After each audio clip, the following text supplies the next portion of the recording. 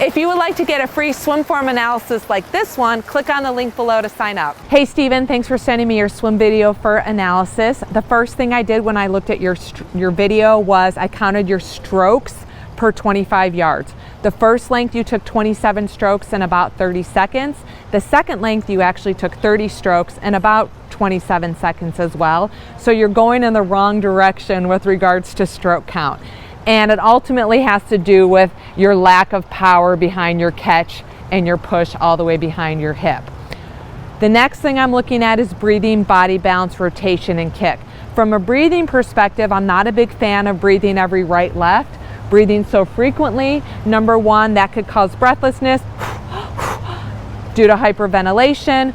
Number two, it really can mess up your balance, and it's definitely messing up how you catch with your left arm and how you push with your right arm. When it comes to rotation, you obviously have rotation on your left hip, but another reason I'm not a fan of breathing quite so frequently is you're always kind of on that left hip and you may not fully be rotating on both hips. The hip rotation is very subtle, but it doesn't look like you have much hip rotation to the right hip, not just because you don't breathe to that side, but it's because you have a really weak left arm catch and push that's not driving you to that right hip. So when it comes to body balance, your body balance actually looks pretty good, but what I'm looking at is for your head, hips, and ankles to be on the surface of the water like you're swimming downhill. Your ankles look a little low, but since you're not kicking that much, which I don't mind, looks like you're kicking just enough from the quad and hip flexors. It doesn't look like you have very floppy or flexible ankles, but the fact that you're not kicking very much is actually okay. I think, like I said, you're just kicking enough to keep your legs afloat, but I think you might be able to kick just a tad more with the quad and hip flexors to make sure those ankles are a little bit higher, or work on your ankle flexibility to make sure your ankles are a little bit higher. So I've touched on breathing, body balance, rotation, and kick. They all impact each other. So the next thing I'm looking at are the three main phases of the stroke. Recovery, what's going on with your hand out of the water, because that ultimately impacts hand entry, and how you enter the water will impact your underwater catch preceding your pull.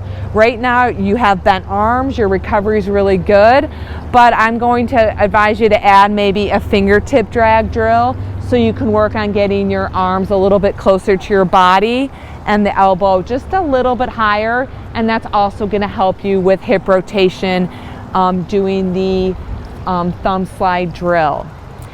Your point of hand entry actually looks pretty good. You're recovering with your fingertips above your elbow, fingertips below your elbow, and you're entering with fingertips, wrist, and elbow.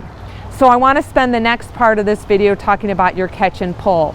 Right now you can see yourself as you breathing to the right, your left arm kind of goes out to the side, and it actually hurts my shoulder to demonstrate this, but you're pulling way out here.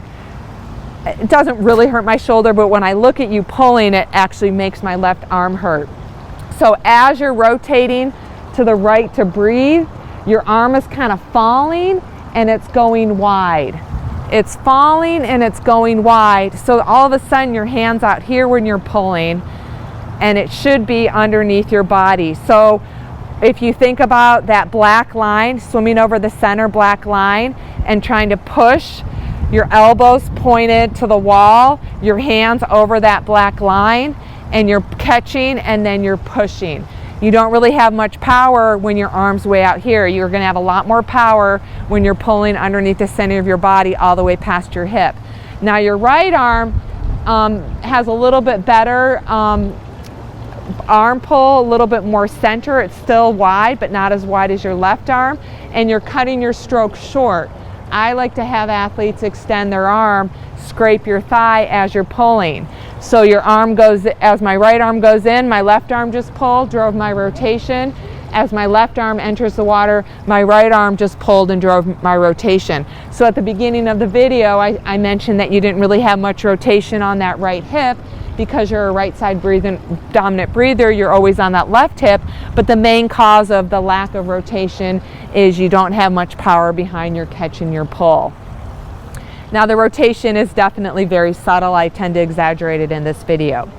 So like I already mentioned, I'd like you to add some thumb slide drills to your swim workouts, and more importantly, I recommend getting a snorkel so you can take breathing out of the equation, keep your head down, keep your eyes focused on that black line, and making sure you're pulling over that black line all the way past your hip.